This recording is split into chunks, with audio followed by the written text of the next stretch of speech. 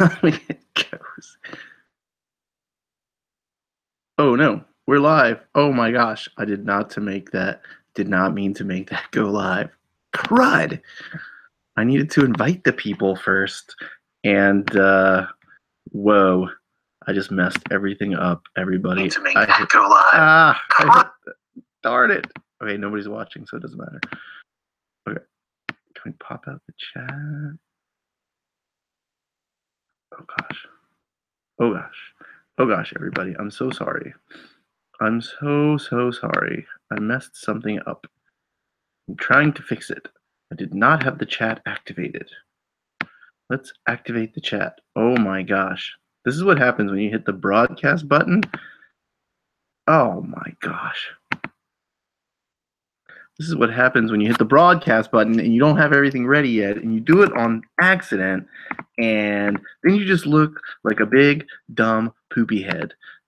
And that's what I look like right now. I apologize for looking like a big, dumb, poopy head right now. Everybody, if you're entering the show, I am loading up the chat and we'll get started here real quick. I am inviting the dudes to the chat. This is an open forum show. If you're new to the show, it's more like a hangout. It's not really a show. It's just a place for people to come and hang out and talk about the state of affairs and what's going on. Q4 can be a little bit crazy. A lot of people are making business transitions. It's a good time and a bad time to make business transitions. One, because you have really high cash flow, right? And that's really good because you can leverage your capital, right? But if Kayla says she's driving home from the thrift store right now. Hey, Coal City Loot. You cannot be live on YouTube while you're driving. I'm not looking at you, but the thing just popped up and I actually didn't even mean to hit it. And I was like, oh shit, that's the invitation. This is crazy. I didn't realize we could broadcast like this. So that means I can broadcast from my phone, but I just need to invite myself or something. That's really weird. The video quality isn't that great, obviously, on this piece of crap computer. Now you can't see that the wall of board games behind me is gone. The famous Grandma's wall of board games is officially gone. Look at that. Well, that's awesome. Dude, I moved so I had about 250 new in box items. They're not all fast movers, but they're good money. And God, they felt like really, really bad money today having to move them. Oh my God, moving stacks of box things or box things in other boxes isn't good. Oh God, so look at me. Throw them all away. Oh my God, I just wanted to burn them. It's like I actually had the thought, what if I just burn these? That would be amazing. Problem gone. Yeah, so my normal background is obscured. Look, it's actually always been the corner of my basement. Now it is back to being the corner of my basement, except there's a He-Man back there and an ice chest. Yeah, pretty crazy. Yeah, so I'm dealing with fashion. All the fashion transition happened yesterday, but I had like 18 orders or something, so I couldn't deal with it. I was packing orders until I don't know. I was packing orders until like 4:45, and my office is like really close to the post office. So Jacob got his order today, and he like opened it on Instagram or whatever. But I sent that yesterday at like 5 o'clock. I mean, I got to the post office just in time because I offer same day processing, and stay up until what time? Do you have a cutoff? I do, but he ordered it the night before.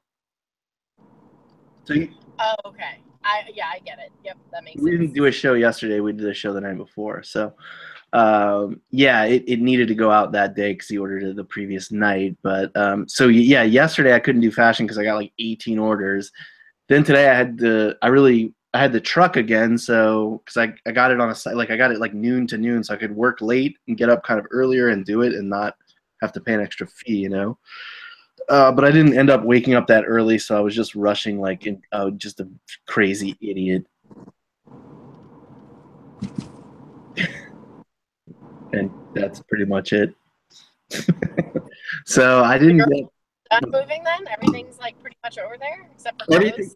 Everything's over there. The clothing is over there, but I want to do a full clothing audit because clothing is weird. Yes. People cancel orders all the time with clothing, and sometimes eBay doesn't relist them if they go to that arbitration process. So I know I have clothing, and I did like a report for the last 90 days of, you know, what sold and wasn't listed, but I'm sure there's more than that in there, and I don't want to have inventory sitting there that isn't listed. It's just like, I would rather take a few minutes and like figure out what's going on. That way I know what's, you know, what the general state of affairs is. But yeah, I did that not too long ago, and I was shocked at how much shit had fallen off the face of the universe. Oh, dude, it's crazy. Like, I found like an amazing, there was a Porsche jacket that I like put up for sale. It's not letting Nicole in. Hold on, Nicole. I'll send you the alternate.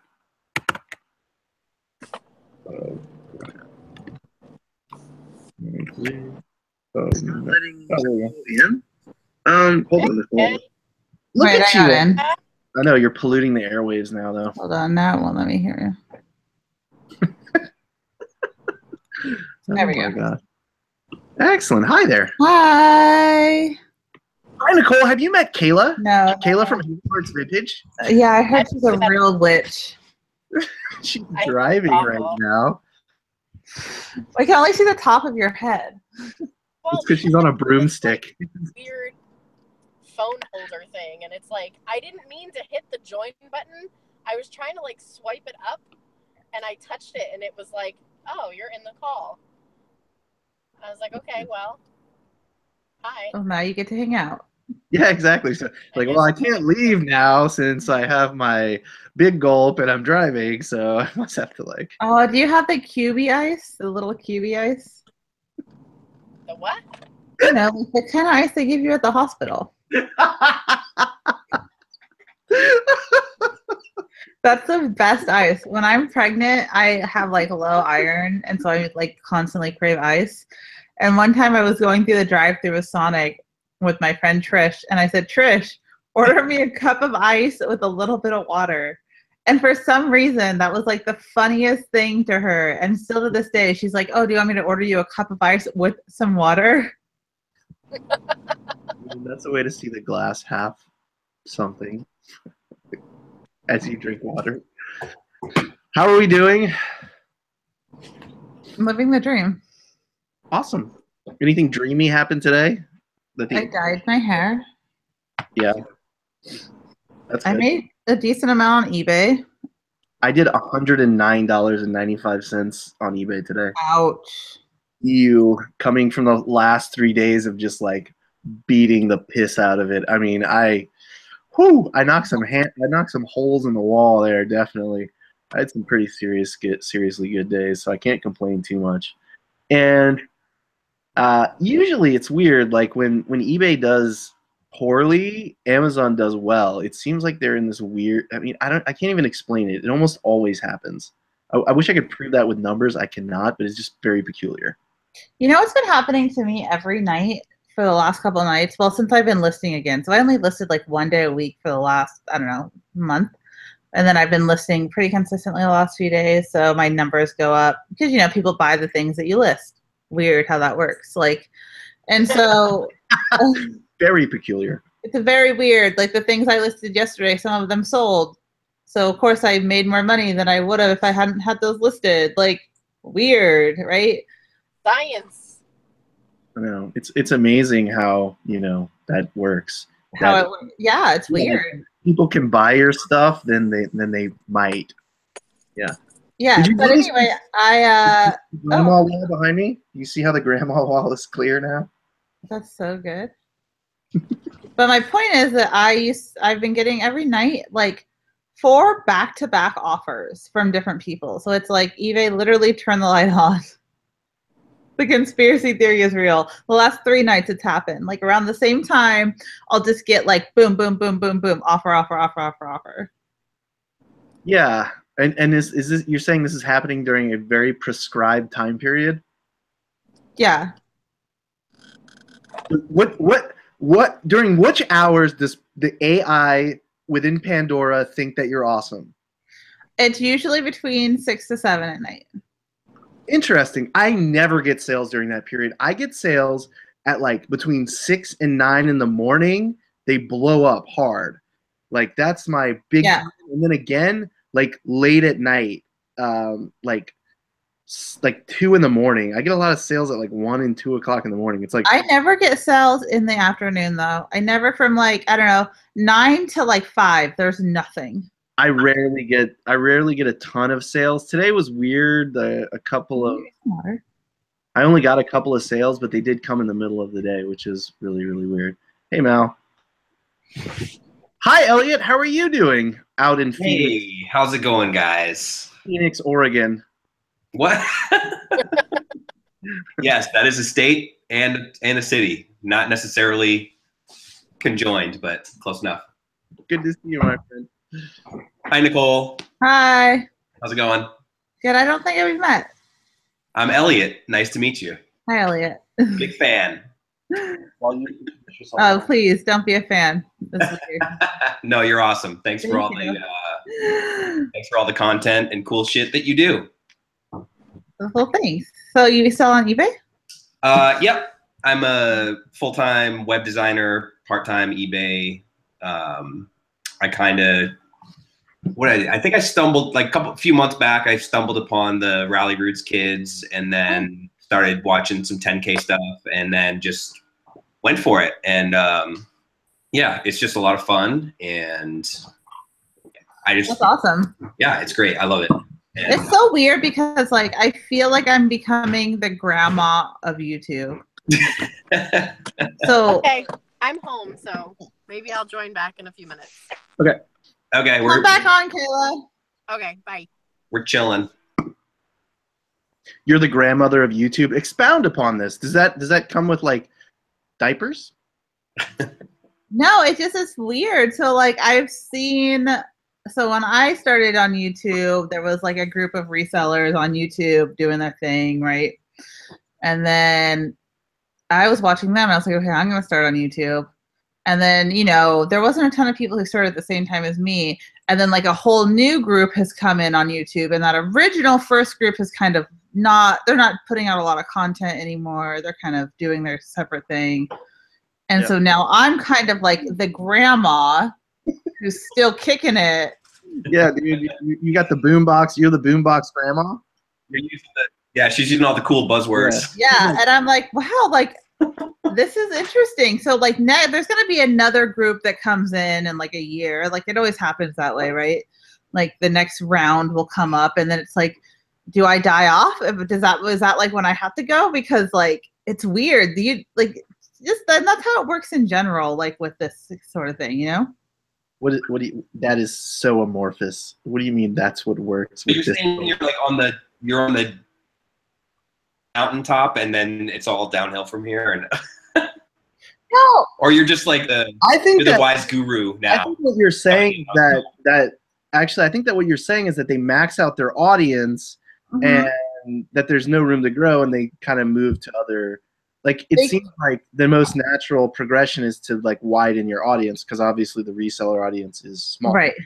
The reseller audience caps, right? Like it really does. You're gonna cap maybe 20,000. You're capping. Like there's not a huge reseller audience out there, and so then so I've really capped. Like I can bring new people in maybe, but then like what happens after that? You know, like.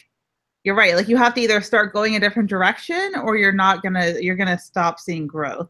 I don't know why I started talking about this. It's good to talk about. It's interesting. So like this is like my 30th YouTube video, but I don't think I'm the typical reseller broadcaster. Like I don't do the typical reseller broadcaster stuff. I just act like a moron on YouTube. So, you know, who would you put in the first, like, you said there was like a first old school batch that came before you, is there like a couple of names that you would drop to put into that group? Like who Yeah, that sure. I mean, I don't mind dropping people. Let's see. Let me just go look at the people I follow who I'm subscribed to, because honestly, I'm not really subscribed to the new round, because these are the people. This is the other thing that happens is like when you're first coming in and you're learning from like all these people that are very active and current on YouTube.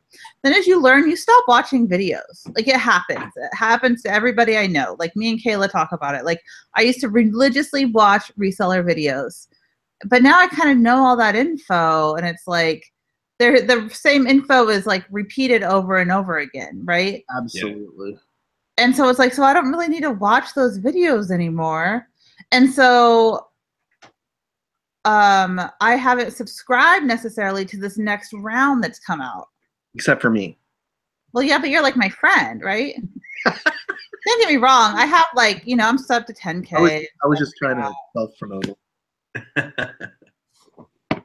While drinking a beer.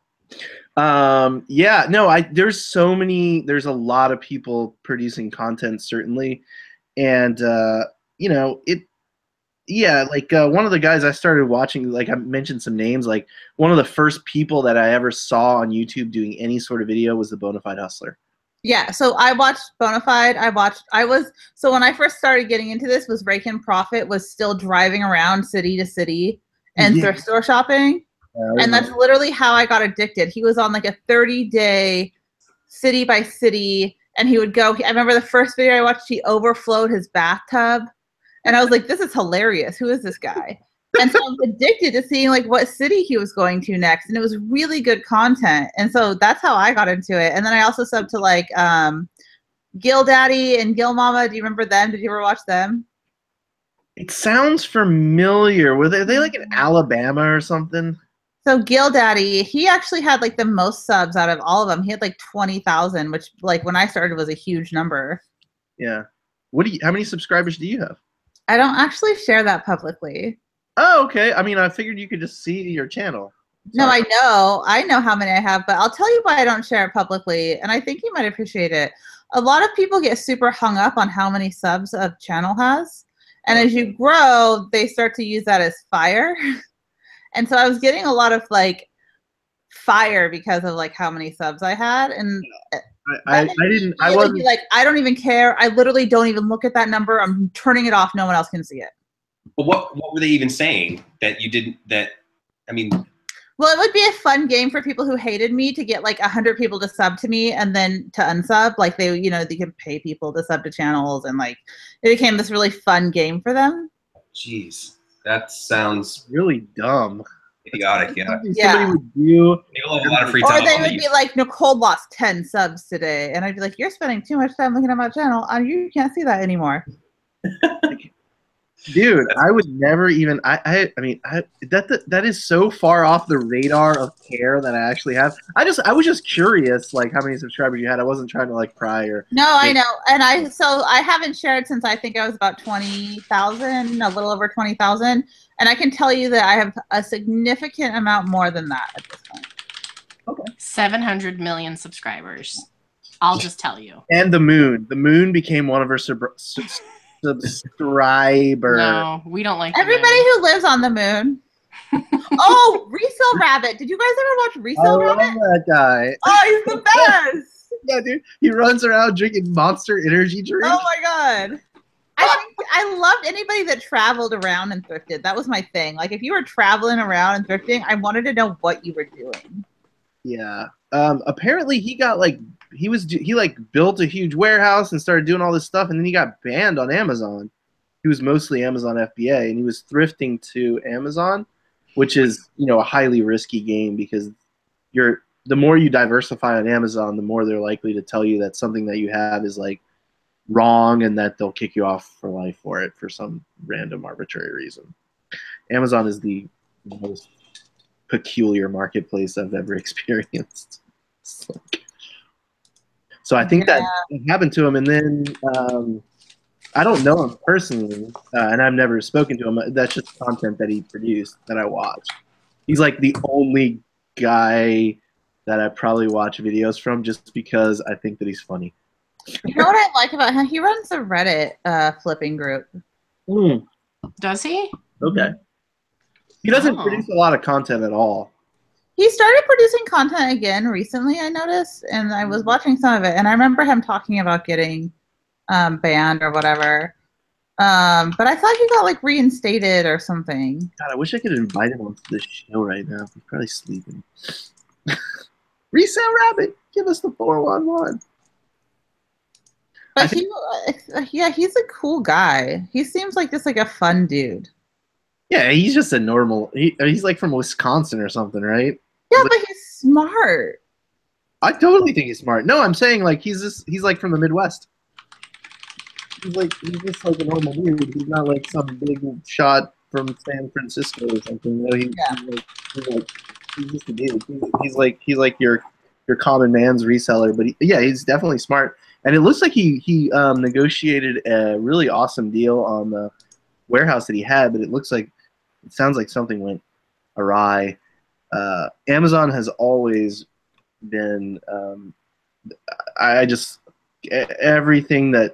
Every way that they do business seems risky to the seller to me. I do business on the platform because it's a necessity, but I really wish it wasn't a necessity at this point. I'm trying to make it so that it's not a necessity anymore, so that I can just use that as vacation money, and when they tell me that I can't sell in there anymore, it won't matter. I'll just go on less vacations. Oh, you have to sell on Amazon right now, income wise? I mean, I really need the cash flow. It's like, honestly,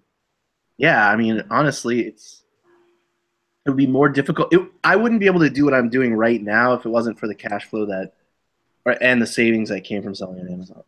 Honestly, it's true. So I think the first, yeah, go ahead. well, I think the first like couple times I hung out with Corey I think you just completely shat all over Amazon FBA, and I didn't know if you liked it or not. And then I think the next time I popped on, you were like listing stuff on Amazon. I'm like, what is this guy doing? You spent the last 2 hours just shitting on it, and then, bam! Now I got to use it. Yep. Did you have like a tipping point? So I was really hesitant to really. I was running a separate, like a physical business. I didn't own the platform, but I owned a franchise, and it wasn't really doing that well. So I really shifted some cards to do that, and I started to shift them back. And I was hearing a lot of stuff about people and it happened before, like several years before, people getting banned on eBay for this or for that, not understanding what was going on, basically building a business on eBay and being pushed off the platform. And I wanted to be sure before I put a significant number of my eggs in that basket that they were, again, dedicated to the seller and dedicated to figuring out how to get things to work. Are you talking about eBay or Amazon right now? eBay. I'm talking about eBay.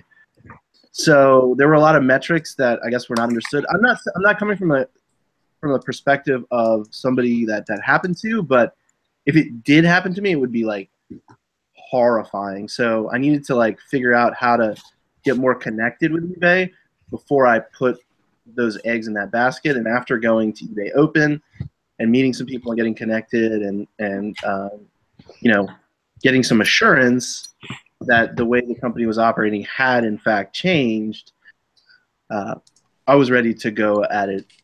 I was ready to go at it full steam because I'd never gone at it really, really full steam. This is interesting to me. So you just recently thought it was okay to sell on Amazon or on eBay again? This is very recent, within the year. So I've been selling on eBay for a very, very long time. A long time. Okay, so just last Christmas, only 20% of my inventory was eBay inventory. Wow. Or I should say 20% of my sales were eBay sales and 80% were Amazon FBA sales. Okay. So going to eBay Open literally changed how you felt about eBay. It changed my life. Seriously, dude. It has changed my life. I'm not kidding.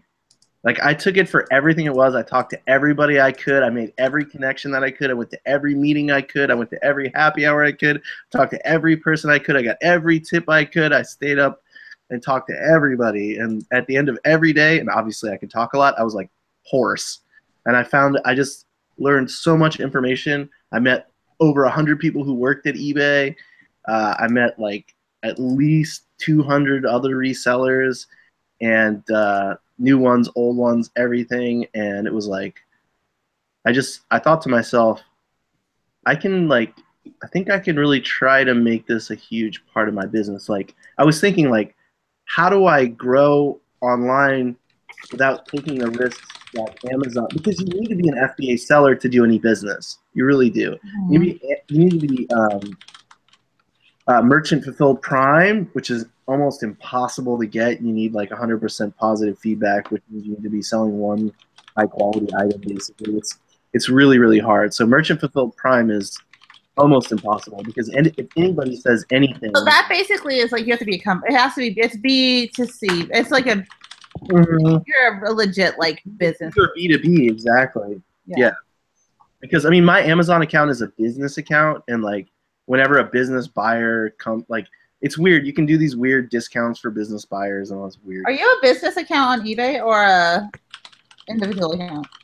Business account. It's a Mighty Mushroom is my business. Yeah, I know, but like, do you have an actual business account on there? There's a lot of people don't. It's interesting to me. Yeah, I absolutely do. So yeah, a lot of people don't realize that you can have a business account versus like a personal account. Yeah, I definitely have that. I only changed mine over like 4 months ago. I didn't realize that there was a difference until not that long ago. Yeah, I didn't realize either until not that long ago. I like Mal because she says I'm not a robot and I'm entertaining as shit. Oh yeah, there's a chat window. Yeah, I'm poor chat. I'm reading you, chat. I'm not reading you, chat. I am building listings. Yeah, I'm taking a break. I had a really long day today. Look at my eyes. So it's always good and cathartic to come here and have a little chat, like a happy hour chat with everybody. But yeah, so where are we going with that? eBay commercial accounts. So in June, so I had been building my eBay inventory and testing, building this basement, testing, lowering my investments in Amazon, figuring out how to like get that money back on eBay, figuring out what my real profit margins were, how I needed to fulfill the orders to get, the highest price and the best customer experience, and without going too far. It's like, does 1 day handling time versus 2 day handling time affect conversion? Like I was looking at a lot of things, and it was hard to pin anything down. Like I'd go on vacation, I'd put it in vacation mode, and my sales would spike 300%. Like doesn't make any sense at all. It's really hard. So like Amazon has these metrics. You're like, oh, that's the sales rank. It's in this category. It's ranked this. Like I can basically make an estimation on what the sales throughput will be. Like even if mine's the highest price, 17 of these are selling per month, or 17 of these are selling per day, or 17 of these are selling per year. So they offer some metrics that are interesting, but they are imperfect metrics. So they're presented as these more perfect metrics, but they're really not. They're extremely flawed. Well, I mean, it all just depends on what happened that day, right? Like, I mean, 17 could have sold that month, but maybe it was one day, and it was because they were all priced at $1 on accident. No. But it goes beyond that. Like that's outlier kind of stuff. So there's metrics that it uses that. So if something usually sells for $50 and 50 of them sell for $1 for some reason, those are outliers and they're not counted into the metric. They use two-way ANOVAs.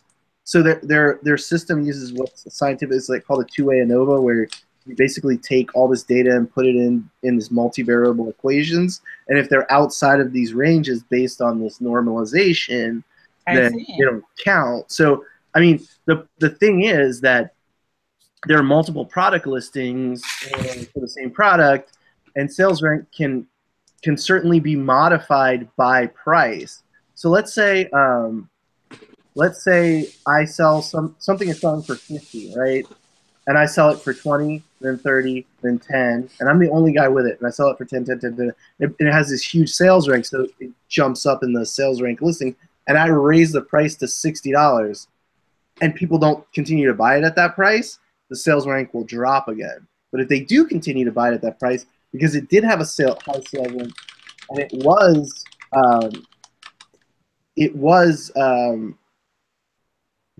was a sustained price that can keep going, then it will stay the same. But you can manipulate sales rank based on what you're saying.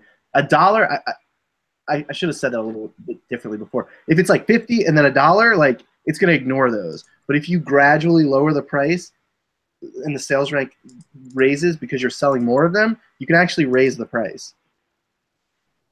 Oh. Mighty mushroom genius engineer. I'm more of a mad scientist. I mean, I don't know. I'm not an Amazon seller. I know you're not. I'm sorry, I didn't mean to. Are you ever going to get into that, or is it not your bag? Nope. No. No dice? No. For me right now, I mean, who knows in 10 years, right? But at this moment, no. I actually, like, I'm 100% eBay, and then, like, my side thing, I guess. So I'm not selling on any other platforms except eBay. Yeah. Well, yeah, it's eBay and then the crate. And then the crate business, yeah. So for me, as far as like any other like Posh or Depop or Amazon, any other platform is not in my business model at this point. What do you like? Why do you think? Because I think eBay is the best platform to sell on. So I haven't really reached out to the other platforms just because I just think it's the best platform. I don't think it's the best platform for what I do. I sell, like, a friend of mine walked into the shop today and he's like, "Oh, there's a etching from 1543, a golf club, some parts from Jaguar." You're an eBay seller. You're literally an eBay seller. So for like used clothing, I think Poshmark's gonna outtake eBay like very quickly. Okay. Probably. Why do you think that? Is it just because of it's like a better platform for that style? I don't think it's a better platform, but I think that they have the demographic that is going to be using the eBay just has a demographic issue. So eBay's demographic is going to continue to age to where Poshmark is getting the younger demographic. Yeah. And if eBay can't get that younger demographic, then Poshmark is going to outdo them, right? It's just a numbers game. Right. And then you have like Let Go and OfferUp and all of those new apps like bleeding in. I don't worry about any of those. I think all of those are fine. People don't want to meet face to face. Yeah, they're trading platforms too. So like, I might have 1,000 people locally who are interested in that product, potentially, but I might have 10 million who are interested in that product on a platform like eBay. Like, what eBay does better than anybody else is buyer protection. Yeah. I'm not including Amazon. I don't care about Amazon. Let's talk about like platforms like buyer protection. eBay does better than anybody else. So I think that that's a huge win for them as far as like against the other platforms. Like Poshmark technically doesn't accept returns ever. Unless there's an issue, you can open up a case. You kind of have to go through these steps to where, you know, on eBay, you can just choose someone who's going to accept a return. And so like but what was that? I don't know. It sounded like a dragon laid an egg on the can. Oh, was it me? I was putting my finger. Oh, like, Jesus. Is that where my microphone is on my computer? Yeah, don't do that again. Sorry. I didn't hear it.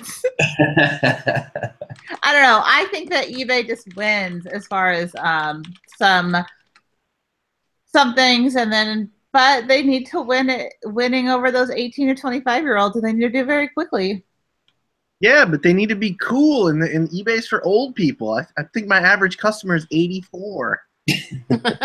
Well, you are selling like revolutionary hats. Vintage clothing is so awesome on eBay. Okay, I am selling this shirt. I'm listing this shirt on eBay. I would never list this shirt on Poshmark. It's got shoulder pads.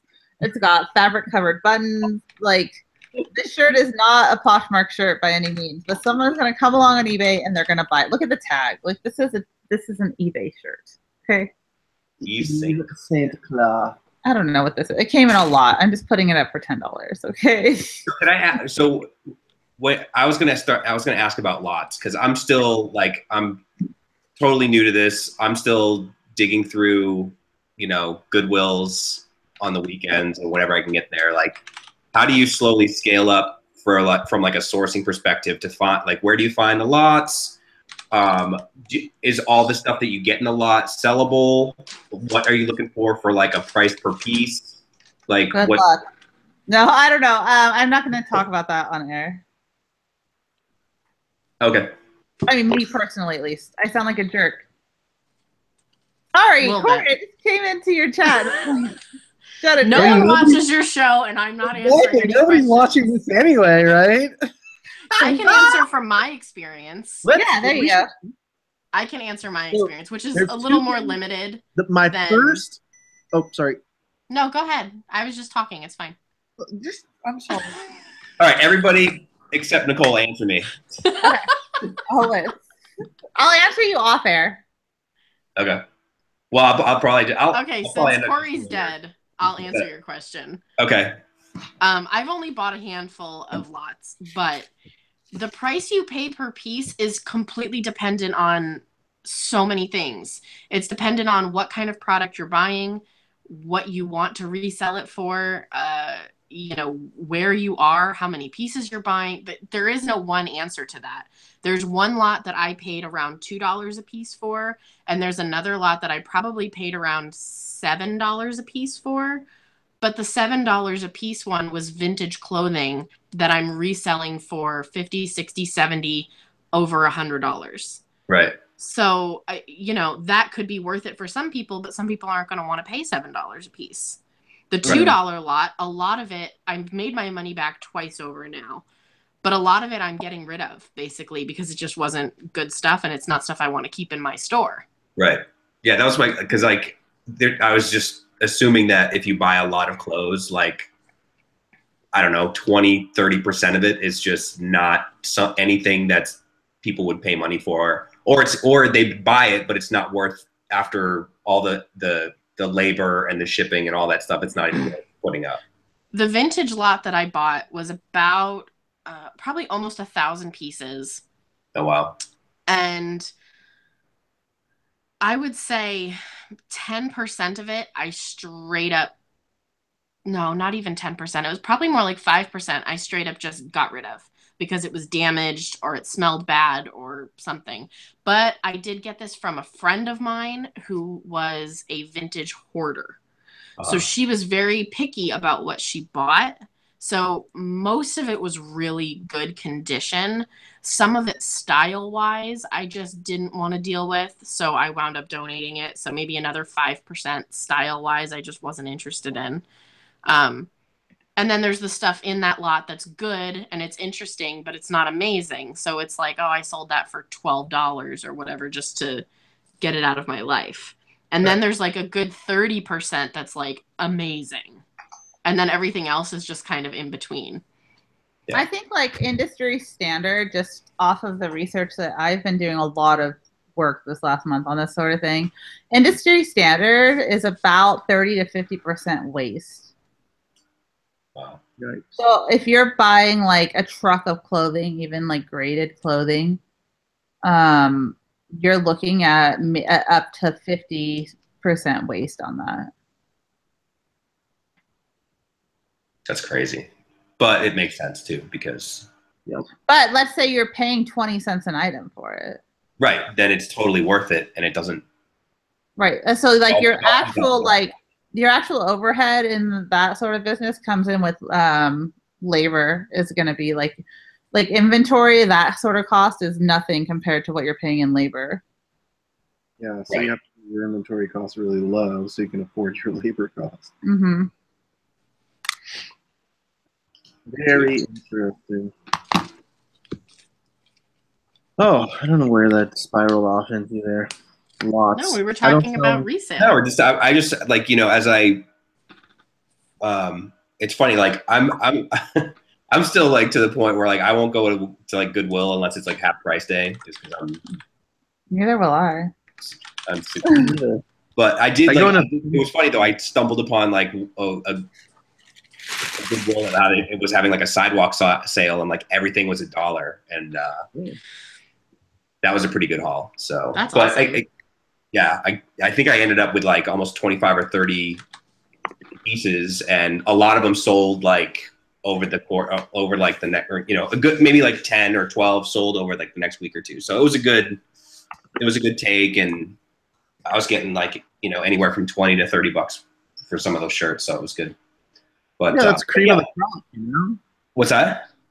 That's cream of the crop. A $30 to $40 shirt, especially if it's a men's shirt, that's pretty good on eBay, I think.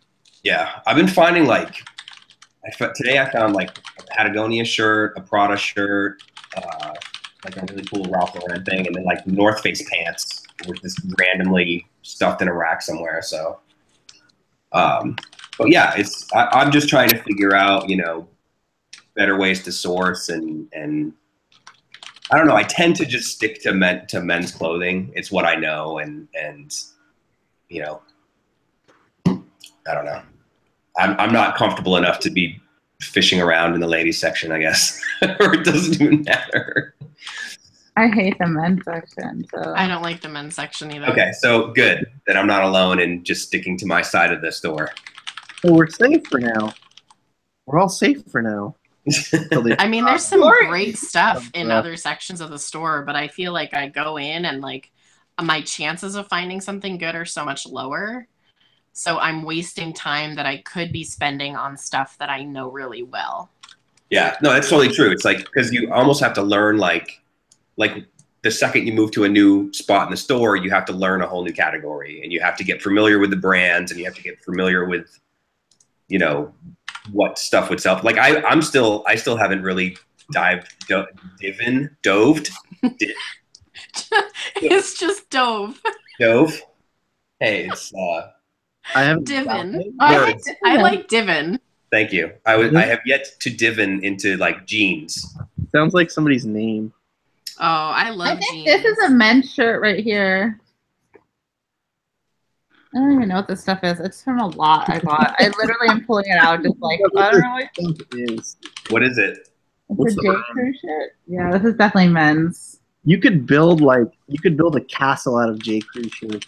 I think I've walked into stores that are just J. Crew shirts. Yeah, there's so much J. Crew. There's so much Abercrombie. Dude, it's just some J. Crew sells all right though. Whatever, yeah. I sell it. Yeah. What, like 10, 15 bucks a shirt? Yeah, whatever. I paid like $1 for it. Doesn't matter. There you go. No, God. That's my business model. 1 to 15. Hey, what is that? This is a trash man's bowling jacket. You can see he was the league champion in '93 and '94, and league champions in '92 and '93. He worked for minimal waste disposal.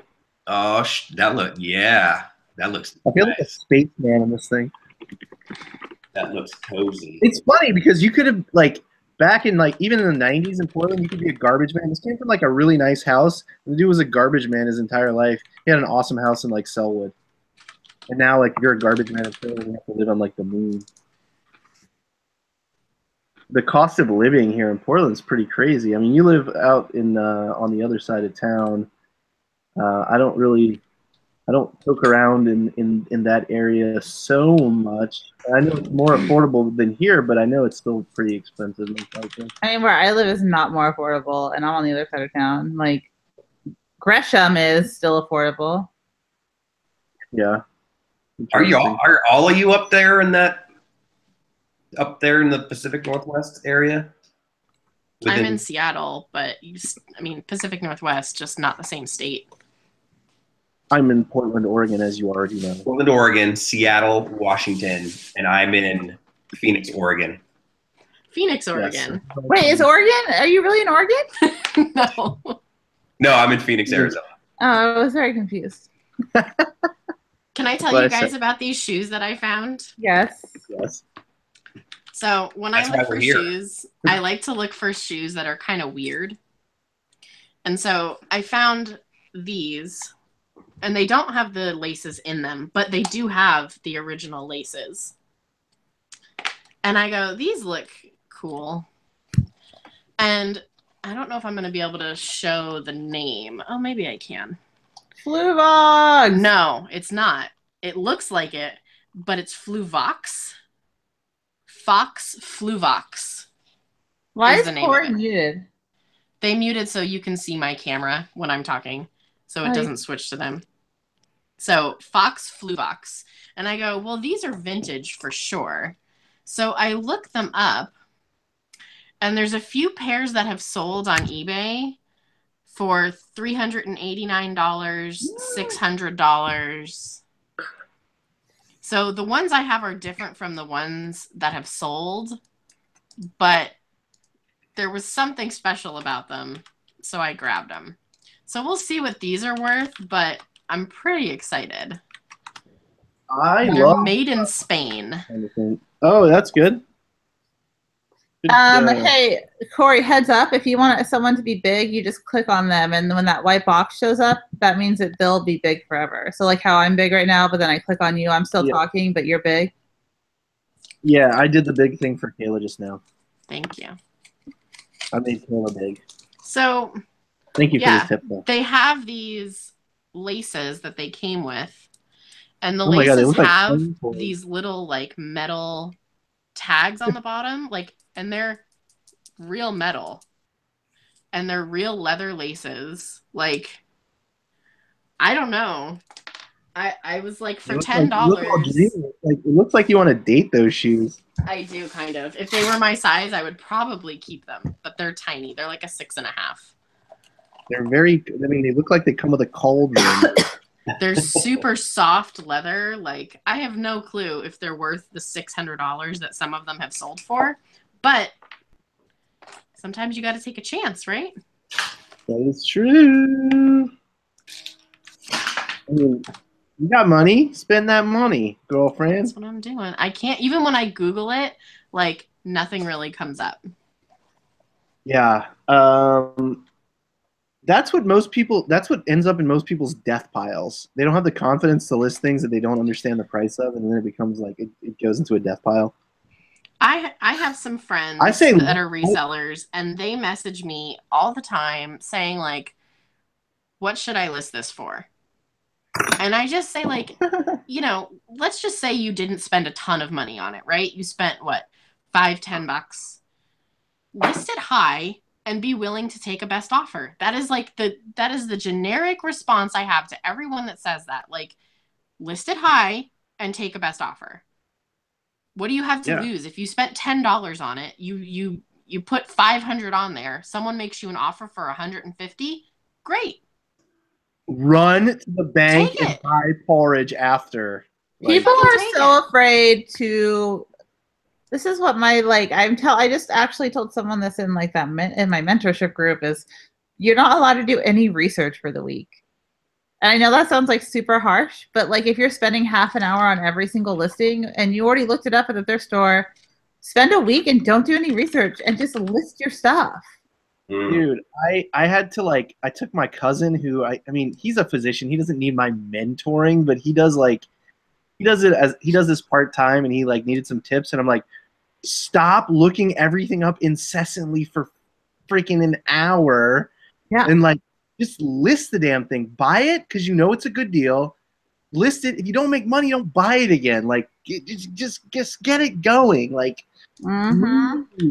It's a way to procrastinate, certainly.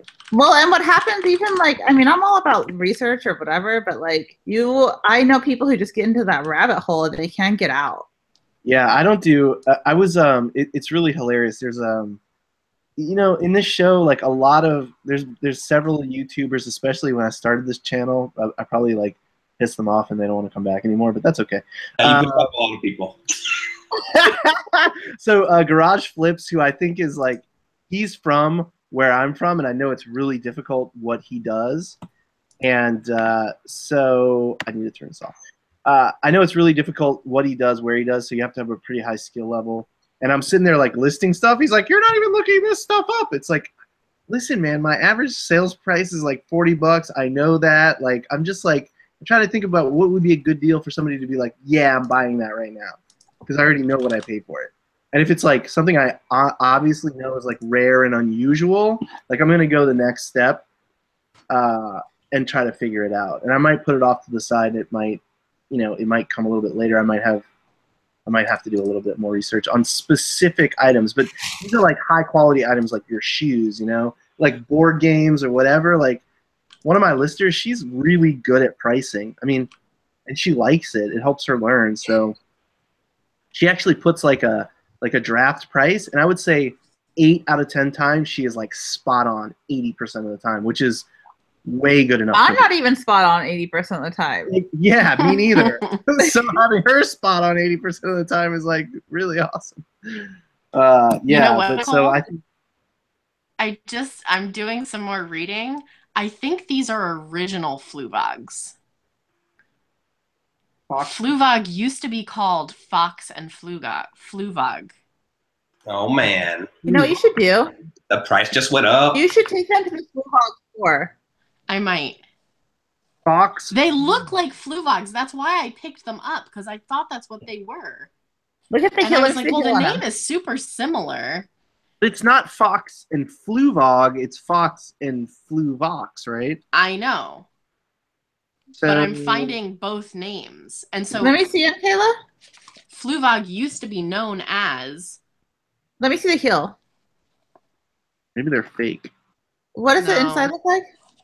They're definitely not fakes. Is there a tag? There's a tag on the inside. There. Oh, I have an idea. Fox, Fluvox. So it looks like in the 1970s, they started as Fox and Fluvog. So this is some like deviation of that. I don't know if it's like a special line they did or something like that. The special line they did. John Fluvog and his longtime friend and ex-partner Peter Fox. Blah blah blah blah blah. Did Peter Fox make a new company called Fox, and maybe he? Yeah, I don't know. If I search the actual name of these shoes, it doesn't show up. It might. Fox and Fluvog immediately became the coolest place to treat feet. Okay, so they had a store that was called Fox and Fluvog on like Fifth Avenue in New York. There you go. Oh, whoa, this is crazy. I love this kind of shit. Me too. I live for this. I wish I had stuff like this all the time that took me down the rabbit hole. Fox, Fluvox. So what it sounds like is like some kind of collab before they were partners. That's what it sounds like. Yeah. Yeah. And these look pre-70s to me. That's just my feeling. Like, I don't know. I don't have any way to... But they're made in Spain. I don't think Fluvogs were made in Spain. A lot of high-quality shoes were made in Spain back in the day. Definitely. They just remind me of witch shoes. They do. They're very witchy. But maybe I will take them into Fluvog and see what they have to say. Hold on. What's on the inside? Is anything written in a foreign language? Because maybe it was their European brand or something, or European line. Made in Spain, and then it says 6.5B, and it's marked 4646, which maybe was like the item number. But other than the name and made in Spain, size is American size. 6.5, yeah. Yeah, that's weird. Nothing on the soles. They look really high quality. Yeah, which means the leather's like a little wrinkly, but like your cat. It looks like my cat. That's pretty This common. is definitely real suede or real leather. Like, it's super soft. Beautiful color, yeah. They do look like Hocus Pocus shoes. You're right, Miss Mimi. Yeah, it looks like somebody's gonna turn your cat into. I don't know. I need to do some more research, but I do think they are somehow related to the Fluvog name. It would seem very, very likely that would. You should reach out to Travel and Thrift. He's like obsessed with Fluvog, and I feel like he's done a lot of research. Travel. You know what? I kind of want to buy myself a pair of Fluvogs, so maybe I will go down to the store. Someone might know, or they would be interested enough to figure it out with you. Yeah, that's true. They might be able to ask somebody who could ask somebody. Send somebody at the Fluvog company, like customer service or something, and send them a little email saying, "Hey." Well, one of their like headquarter stores is in downtown Seattle. Yeah, yeah, yeah. I mean, you probably have people who've worked there for like freaking 40 years. Freaking 40 years. I'm interested in them. Be like, I found these. I think they're really cool. Like, are these? You can't just talk to some random sales employee with the issue. No, because it's going to be some 20-year-old girl who could not care less what I'm talking about. Right? She's going to be like, please get these shoes and leave. Buy shoes because I get a commission and get the fuck out of here, please. Yeah. Please stop showing me your old ass Goodwill Your finds. old thrift store shoes. Yeah, no one fucking cares. Speaking of like Goodwill finds today, so I had to return the Ryder truck after moving all this my grandma board game wall here. That was here. We're proud of you. Just right here. Yes, Yeah, we know. We know. It's weird to see a clean white background. It looks more dungeony than it did before, so That's true. It's not as cozy. All and shit now. It's like weird It's like a sanitarium.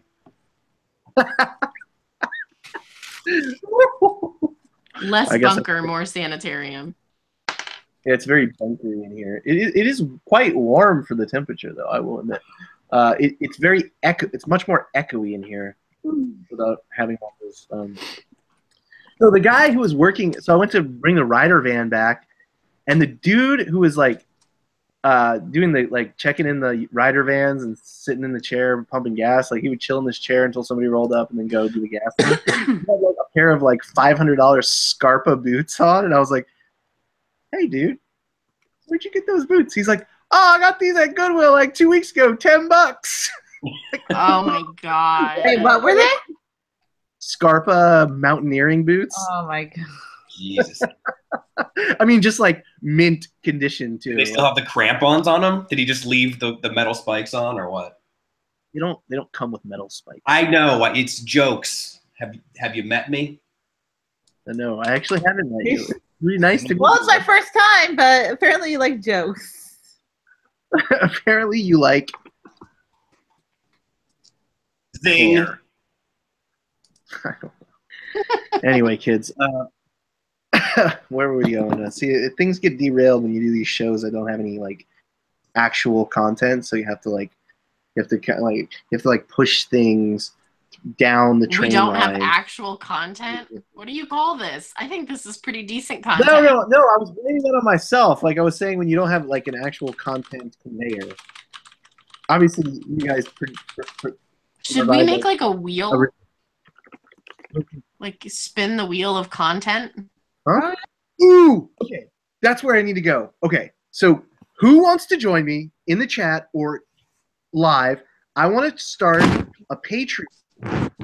Okay, I know, like, I don't know if it's ethical to have a chicken that you take very good care of, you don't exploit for any reason whatsoever, and all it does is is having a chicken Patreon group where the chicken hex a button and make a decision. Is that exploiting the chicken? Oh, we're back on the chicken thing? Yes. I gotta go. What the hell are you talking about? I want to start a Patreon group, okay? And the Patreon group it's a chicken, and you ask it. If you're a Patreon member, you get one question maybe per week, and it can hit yes or no and help you make your decision. It's like a decision making. So are you the chicken? I could be the chicken, yes. All right, so let's talk about what people found. And how much do you pay to be in this group? I would take like, I don't know, like a penny or $1 or something. Don't sell yourself short, man. Come on. This is at least a $5. Kayla just left. She legitimately just jumped ship because of this. I wanted to have a Patreon group, and I thought maybe like if you could be like a decision-making chicken. Kayla, come back! Don't leave me alone here. All right, so yeah, I haven't been sourcing very much. She just, where'd you go? My internet was being wonky, and I realized right. Yeah. I was on the wrong Wi-Fi, and that's why. Did you realize you were the wrong tax? You were talking about chickens. I was like, "Fuck this! We did this the other night, and it was too much." I think it's a genius idea. I think you would get I would think it would go viral, and you get millions of subscribers to the chicken decision. It's not a horrible idea. You should actually. Wasn't there the octopus that could predict who was gonna win, like the soccer tournaments? Yeah. And you guys remember that from a few years ago? It did. It accurately predicted like the winners of, I don't know, some soccer thing. It was like 85% because it did like 20 or something like that, and they were like, that's just luck of the draw. Well, it's weird because that's a really high it was like a really high percentage for just luck of the draw. So what they would do is like, I think it was like 2 jars, and the jars had crabs in them, and the octopus could like open the jar to get the crab. So it would like waddle over to one jar, open it up, and that's what they would consider like the coin flip or whatever. Would they do this before the game? Yeah. So maybe that just gave the team this weird confidence. Krillin knows everything. I don't know, Krillin. I think I have this theory about Krillin. I think he's like the internet help bot. He's like actually AI. He's not real. He's a robot, and he helps you with your channel. He's like the friendly Krillin help robot. Wait, Krillin's real? And he misspells things because if he spelled everything on purpose, you'd know that he was artificial intelligence. Does Krillin come on my channel? No, he doesn't think you need the help. Yeah, exactly. So. Well, I really do. So if you could help out, that'd be great. Garage Flip says the chicken has to be named Marcy, but I don't understand. Is that a joke? I don't understand jokes. Is that a joke?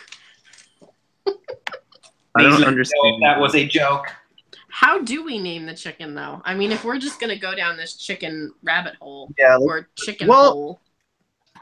I think that you should have... Okay, so what you do is you have 3 dogs. Okay? Oh, my God. And wait. So you have 3 dogs, and there's 3 buttons. We lost Nicole. She's out. Buttons. Say buttons again, though. Buttons? Buttons? Yeah. Okay. So then the dogs. How does this work with the dogs and buttons? So you have to You're gonna drive Nicole to drink. You have to drive some kind of previous consensus to decide what the 2 button options are. But there's 2 treats, and the dog has to push a button to get a treat. And then like 2 out of 3, because they can only pick one or the other. That decides the name of the chicken. But we need to somehow gain some prior consensus. What the best advice I ever got was? It's called "Keep it simple, stupid." I'm very tired just listening. Is there anything more simple than a chicken making life decisions for you? The dog thing. It was great until you threw in the dog situation. My question is though, like, is there any limit to what kind of questions we can ask? Like, is it life decisions, or is it just like simple? Are they only eBay related? Are we keeping it like situational to our business? No, I think the purpose of this channel is to like get out there and talk about like why people think the Earth is flat or round, or why like. Okay, that's fair. Are we gonna ask the chicken if the Earth is flat, and if they say yes, do we have to change our worldview? SOS. Someone else, please come into this chat room now. Everyone put on foil hats. It's going to get dangerous. No, I mean, the purpose of this channel is for you to be able to come from wherever your prior existence was, talk about some things, prescribe some value, but also talk nonsense, because I am mostly, full of nonsense. I'm going to give this video a thumbs up. Are you sure? Yeah, because... You know what? This is my favorite time of day, because all day long is a lot of stress, and then you come here and you talk about chickens. This is true. You can talk about chickens, but you know that deep down inside, the guy talking about the chickens understands your plight, right? So how comforting is that? At least partially does. It's like happy hour with your favorite coworkers. Yeah, exactly. The flat earthers are all fucking. I like Garage Flips. He's actually one of my favorites. Why doesn't he come Like, hang out? Come hang out, Garage Flips. can somebody? I deleted the link here, so if somebody could post the link to the chat, that would be amazing. And then, I don't know. We might not be able to draw him in. Lonnie, we might have to start grilling him about flat Earth theories. Anyway, my sales have been amazing on eBay for the last few days, except for today. I don't really know how eBay works. I'm trying to figure it out. Every time you guys tell me something new, it's like my brain explodes. Like the night that I was so embarrassed, the night that we went through and looked at my listings and the crazy lister thing, like my face was red. And it's good to be embarrassed and feel like you're an amateur sometimes, because it made me like review a lot of things. So that was pretty crazy. Hey, so did you guys see And that eBay, speaking of eBay, and they're like coming up with new things. So in the fall update, they said that they were going to start reinforcing that you're not supposed to use watermarks on your photos because you're not. But they were going to like reinforce it pretty hard. And so they just released something today saying that they're not going to reinforce it. So those people who have watermark photos aren't going to have to like redo them all. Okay. What? Because I mean, why would they not want things watermarked? Because they want to own the copyright of the pictures? It doesn't seem like. Because they want to make it streamlined. So like, if you think about it now, they're even doing the like product pages, right?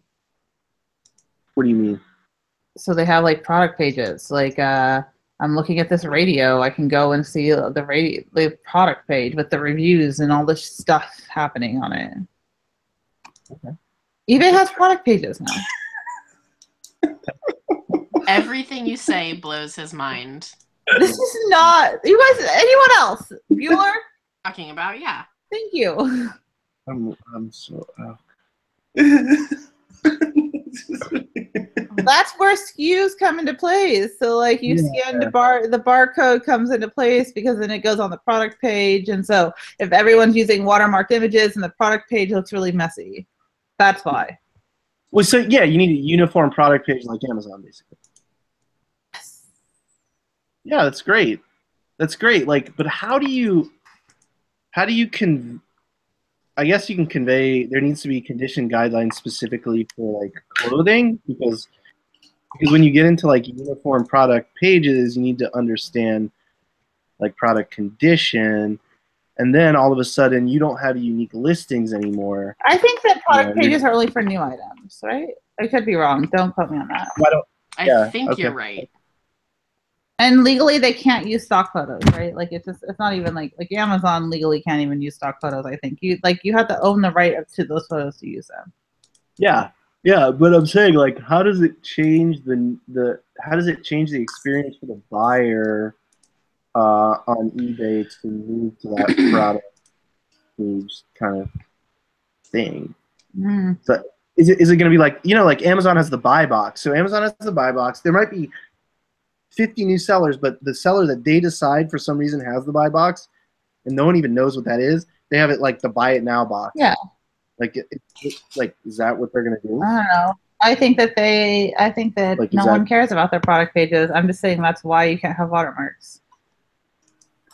Oh, sorry. I'm not that smart. I think that no one cares about those product pages. Oh yeah. I don't think they do either. Yeah, agreed. So nobody has the link that they can cut and paste into the. Maybe I can. He just laughed. Yeah, that's. And the video's over. He says, "Maybe I can." But he's back. There you. Way to go. Oh my god! Did the chicken push the button? I love your title. What will the chicken do? My title went away. Crap. That's why I stopped paying attention to it. You crashed your system with your. No, I wasn't paying attention to Nicole because I was like changing my display name, and then it made me look dumb. Yeah. So even on used items. So here's the other thing I think is interesting. So eBay, like you're not supposed to use stock photos, whatever. It's like against the rules. But the other day, I was looking at one of their promos. I got like a message, and it was like, family clothing, holiday, something. And I was like, I wonder what this promo is. I just like to look and see what their promos are, just to always be aware. And there was a bunch of really nice, like, holiday family clothing, right? Like, here's this dress, and here's whatever. And I was like, oh, that's a cute dress. And it was a stock photo, and I was like, it must be like a new item. And then I click into it, and it's just a used item from a seller who has like 200 feedback, but they're using a stock photo.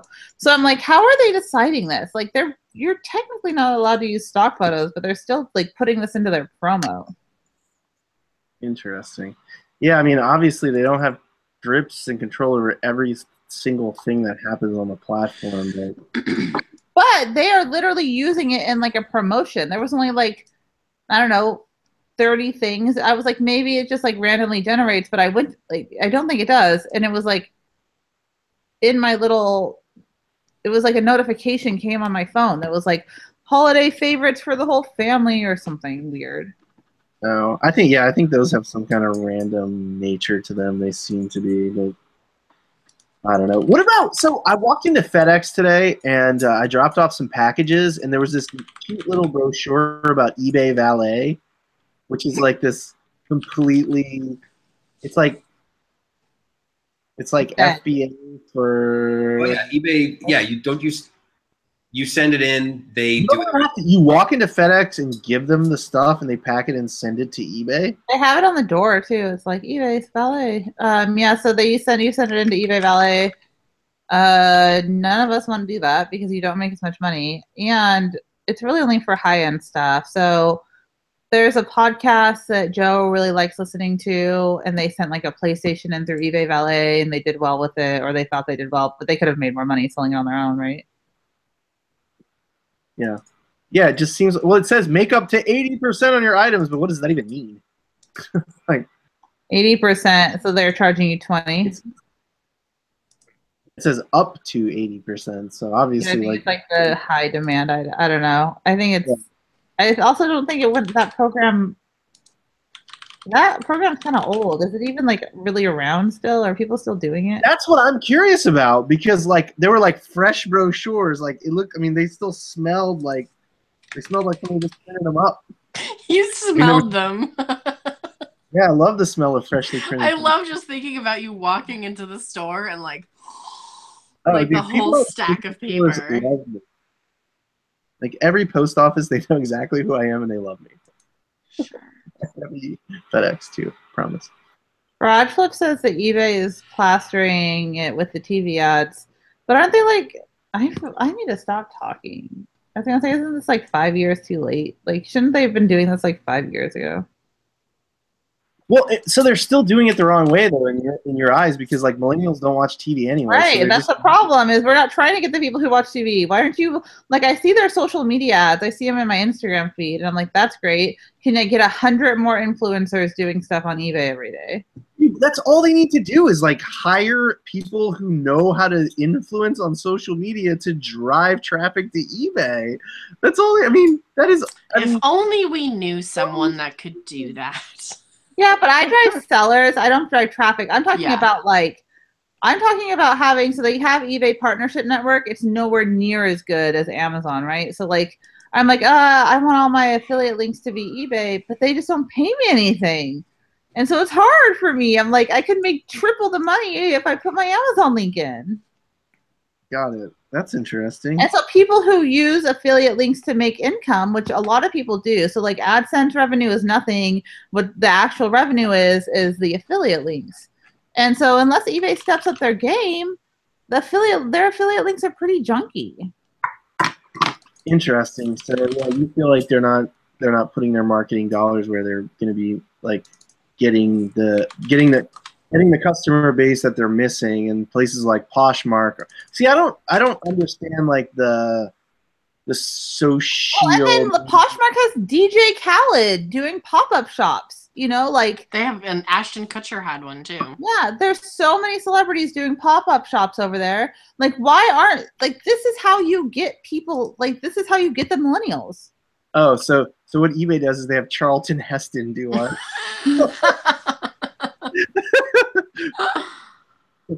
Money Yeah. penny. Okay, here's the thing. I'm sorry, eBay, and I hope eBay does. I don't like to talk bad about eBay publicly, but look, their spokesperson. It's not bad though. What we're Griff. saying isn't bad. No one knows who Griff is. And he's 195 years old. He's 195 years old. No one in our generation relates with him.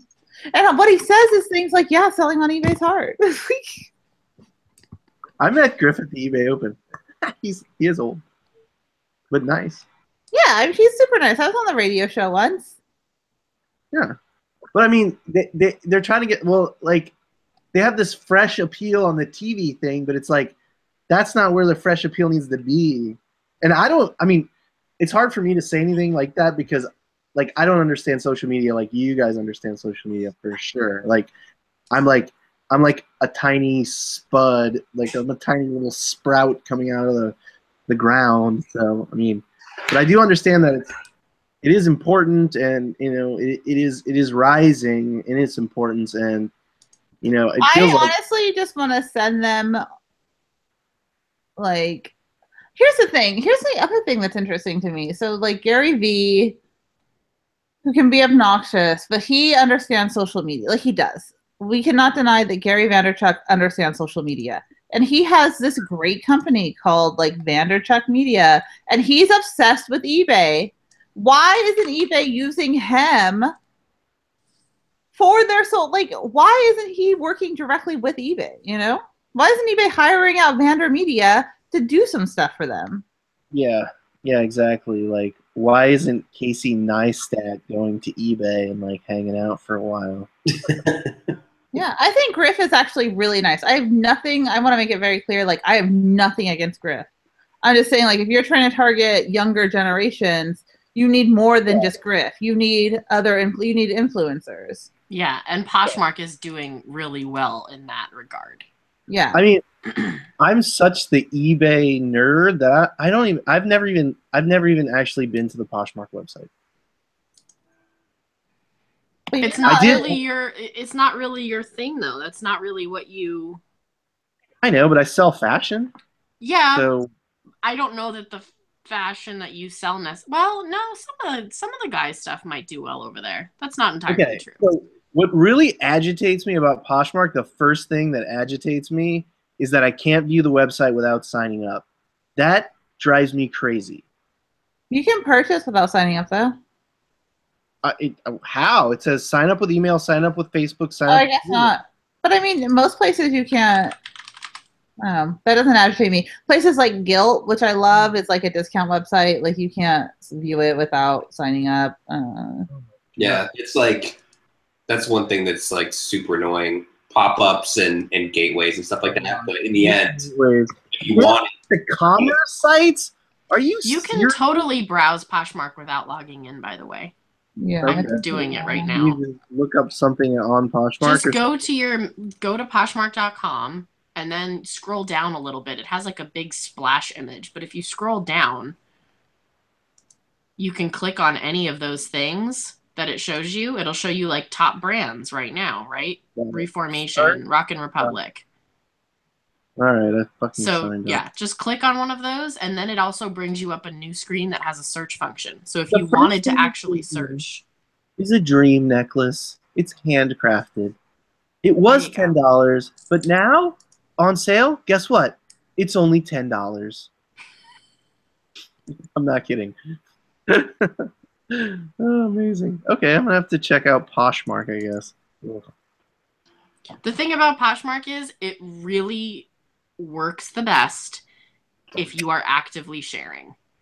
If you're not actively sharing your closet, I'm talking twice a day at least, you can still make sales. It's not it's gonna not make anything, but if you want to do your best with it, you really do have to share your closet multiple times a day. It is a social media selling site, honestly. And if you are if you are an 18 to 25-year-old, you are gonna love Poshmark because you've never put down your phone. You can do your phone and 5 other things at once. It just is, is what it is. That's the next generation, and we're all getting old, and we have to get with it.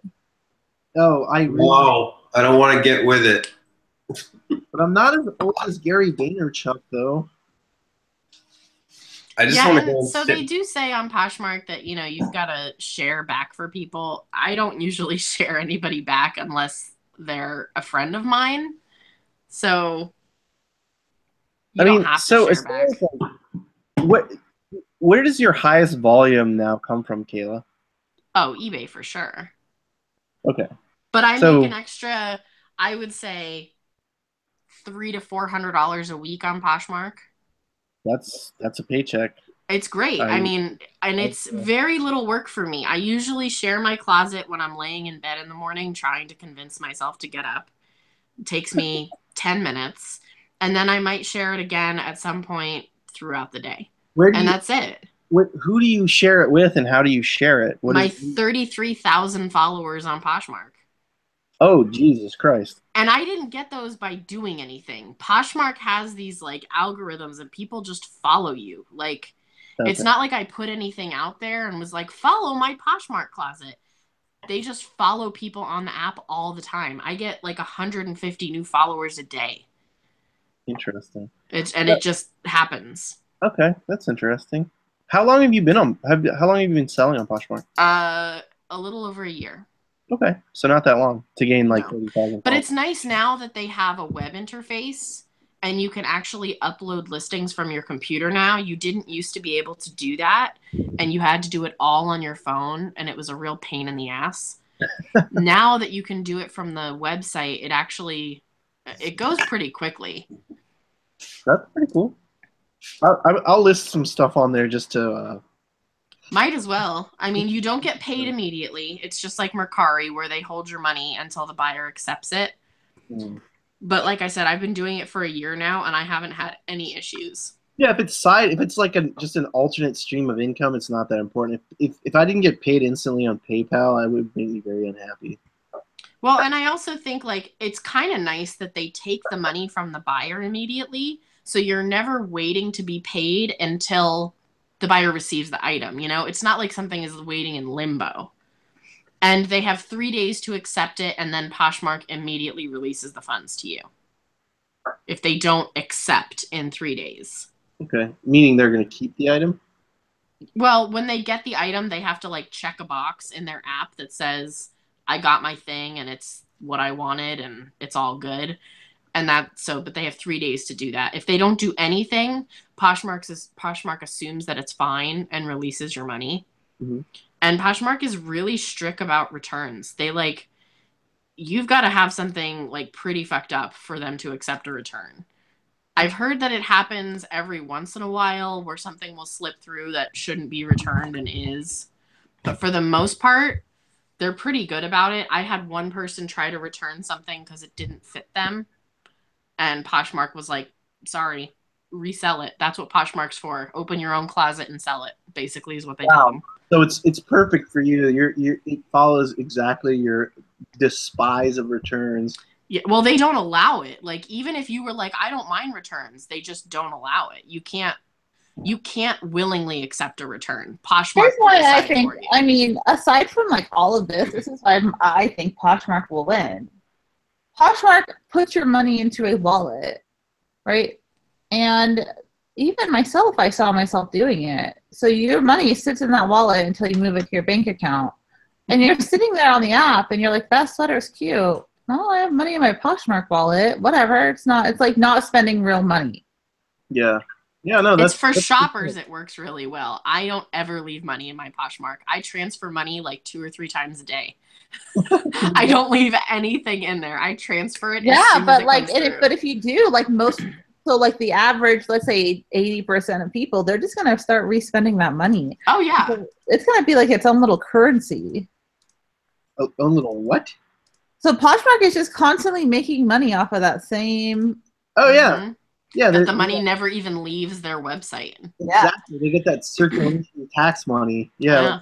Every time, in a state where money is taxed, the same exact dollars, if they're spent 10 times per day, the state gets taxed on that same exact money 10 times a day. It's the same money. Yeah, that's a great place to be. Certainly.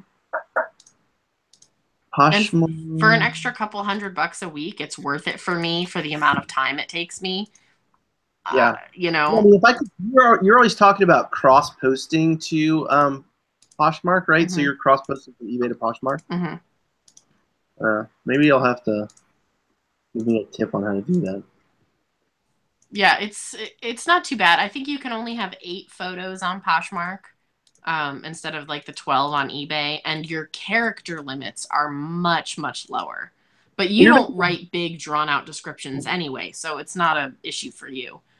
No, there's no algorithm trying to find your. It's all about who the lost. It's much fairer to new sellers as well. So like if you're new and so eBay gives everybody a score, right? And that's where you end up in the algorithm. And so if you're a new seller and you don't have a good score, you're not going to end up on the front page of the thing, right?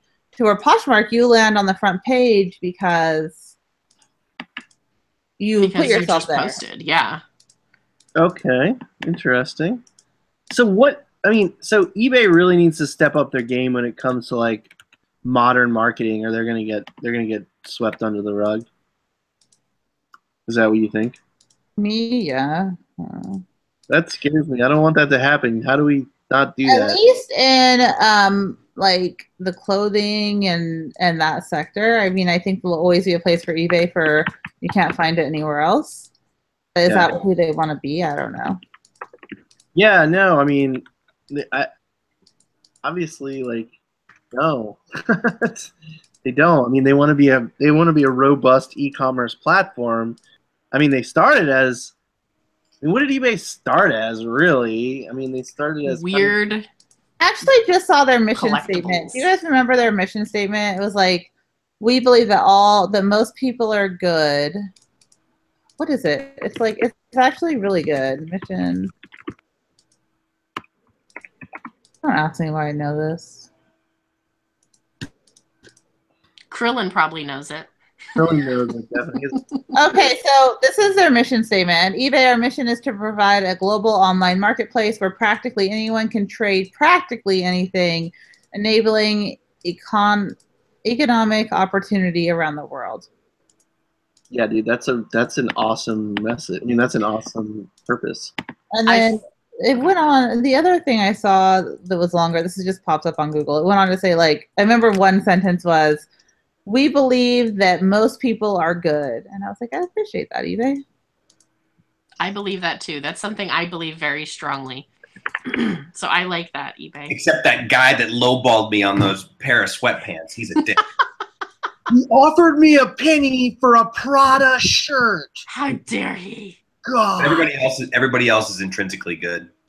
Why is everyone so bad when they have to like look at offers? I don't know. We were joking about that the other night. When people lowball offer me, I send them back an offer that's a penny lower than my price, and I say, "And your soul." That's mine. Because I never want to leave an offer on the table. So I feel like eBay is going to continue to do well with the sort of oddities and the outlying items, but I feel like for commodities, it's just hard to keep up with things like Amazon, Poshmark. I mean, you name other platforms that do well with commodity products. I feel like eBay just does so much better with the sort of off the wall things that it's hard to compete with the everyday stuff. Yeah, I mean, if I have like a toner, like for a printer that's expensive, like I'm probably not going to sell it on eBay. I'm probably going to sell it on Amazon because I'm getting like 60% more after fees. So it's like for that kind of thing, like especially business buyers, they don't want to deal with all this clicking and clacking and wackily tacking. They want to like click a button and get that in the mail 2 days later. I also think like as a buyer, if I wanted to buy my daughter a book for Christmas, my first thing that pops into my head is Amazon. I don't think about eBay unless I'm thinking about, oh, it's an old book that doesn't, they don't make it anymore. It's out of stock, whatever. Then I would think eBay. But if I'm thinking something that's like a new product, my first thought is Amazon.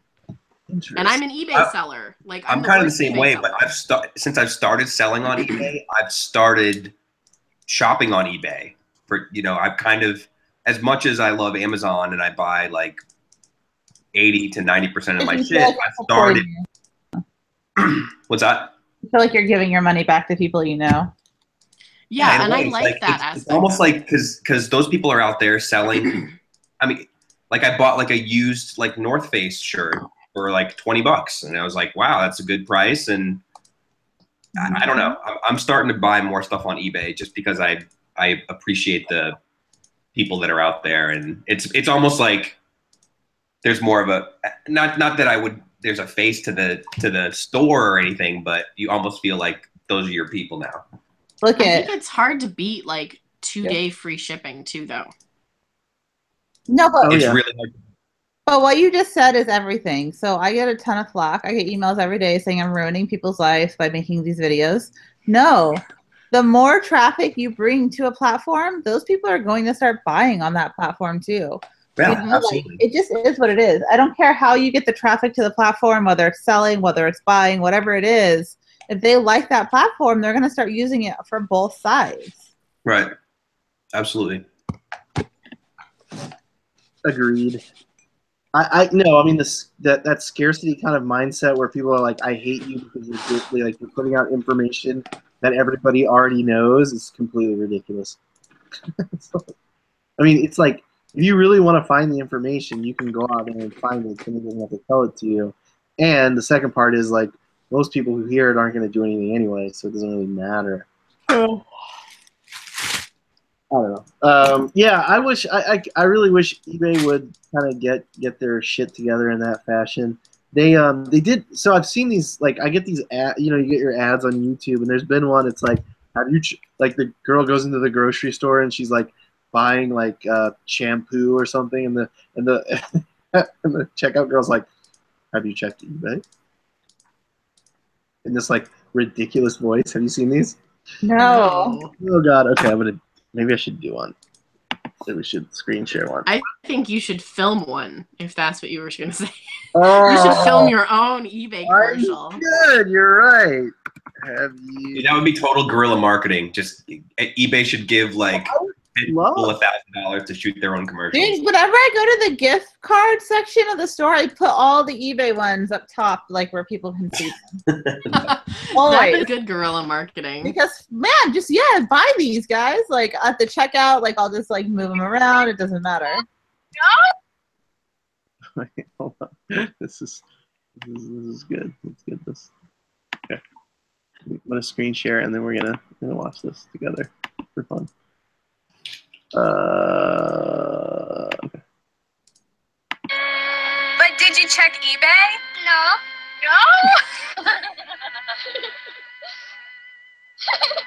Get deals on what's totally new and totally you. Fill your cart with color. eBay. That's from eBay's own YouTube channel. No, it's not. Yes, it is. Yeah, that's an eBay commercial. Yeah. I was just on eBay's YouTube channel. That was not a gimmick. Even though I'm good at gimmicks, there wasn't one. They're trying to, isn't that like a video of like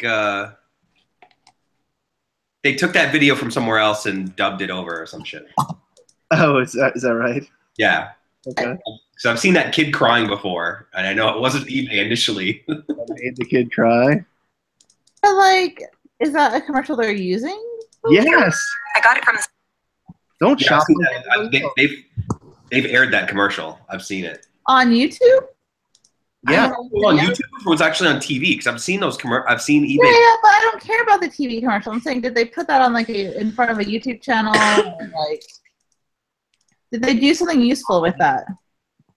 I don't know. Okay, this is the one I'm talking about. Let's do it because I'm not full of shit. This is real. This is your eBay's. This is eBay's marketing capacity. I think at the moment. That looks like a pretty good deal. Yeah. But did you check eBay? Check eBay and get price match guarantee on all the hottest gifts this holiday season. Dude, that was like, what is that like? Was somebody like watching The Office before they made that video? Like, Also, how I don't understand their price match guarantee. Like, I'm on eBay. What is that? I'm shopping. How are they going to price match? Do I have to call it? Like, how much extra work do I have to do to get this price match? Well, so a live scorpion comes in the mail to negotiate with you about the price match. A scorpion? I love eBay, but like these are like, these are problems. But eBay's good, like for the most part. I don't know. No. Sound very confident. I know, exactly. Like you're supposed to like make me feel more confident in my decision to sell more on eBay. Like get out some like sparklers and some like those cheerleader things, jump around, get back to me tomorrow after 4 p.m. Okay, I will. I'll do that. Yeah, it's been a busy week for everybody. I know. I know everybody's been shipping out a lot except for Elliot. Oh, Elliot. Poor Elliot. Elliot was. I don't. So I'm gonna end this. I'm gonna end this show excursion here with this story. I did the Thrift Shop Hustlers show, and Death Pile, who is like another dude who's in California, he was on the show, and after the show we kind of connected, and I wanted to like start doing a live show, and I didn't know anybody, so I asked him to do the show, but it was actually Elliot, who has the same name, and then Elliot like actually did the first show with me, and I really appreciate that. Thank you, Elliot. Was that the actual? That wasn't the actual first show. Yes, that was the first show. Jeez. You guys look at this. Look at this vintage Levi's shirt. Look at this weird Levi's tag in it. Oh, I've sold those before. I think that's Lady Levi's. Yeah, it's really cute. It's Very rockabilly. nice. Very nice. Very nice. All of those rockabilly shoes that you helped me list, Kayla, those all sold like in a minute. They all 3 pairs of them sold. Yeah, dude, those are awesome. Find saddle shoes, kids. That's like a ultra bolo. I knew 40 it. and $60, and they were all like $2 or $3 a pair. So the weird Mitzies, I think one of the brands was Mitzies, and the other one was remind me. God, it was like a. I don't remember now, but it was something You cute. remember it was like Willems or something, right? It started with a W, maybe. I don't remember. Yeah, I could go and like look at the sales, but I'm not going to do that. I'm going to end the show. Thanks for watching, everybody. I know you all have better things to do, so go do them. Do they, though? Do they? I know that you all have better things to do, so go do them.